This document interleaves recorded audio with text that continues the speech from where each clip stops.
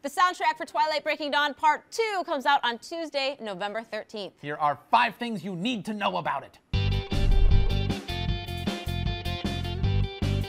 Shockingly, Muse will not appear on this soundtrack despite being Stephenie Meyer's favorite rock band and having appeared on 3 of the last 4 Twilight soundtracks. 2, instead this one features Green Day. Their track of The Forgotten marks the band's first contribution to the Twilight phenomenon. While they can't claim to be true, twi-hards frontman Billy Joe Armstrong has said that if a movie version of their Broadway musical American Idiot ever gets made, he'd want it to star Robert Pattinson. 3, the instrumental tracks were composed by composer Carter Burwell, and if his stuff sounds a little bit familiar, that's because he scored almost every single Coen Brothers movie, A Knight's Tale, Velvet Goldmine, and Buffy the Vampire Slayer, which is easily the best vampire movie of all time, right, Twilight fans?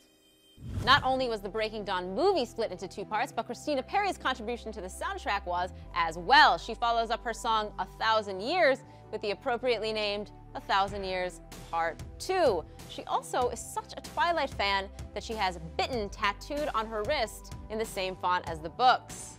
And 5, Ellie Goulding's Bittersweet is on the soundtrack, but she's not a fan. She told MTV News, "I'm not a twi-hard, but I take it for what it is. It's a cool thing, and I can see why there's a huge fan base. And they chose the best stuff for the soundtrack, so I'm really lucky to be a part of that."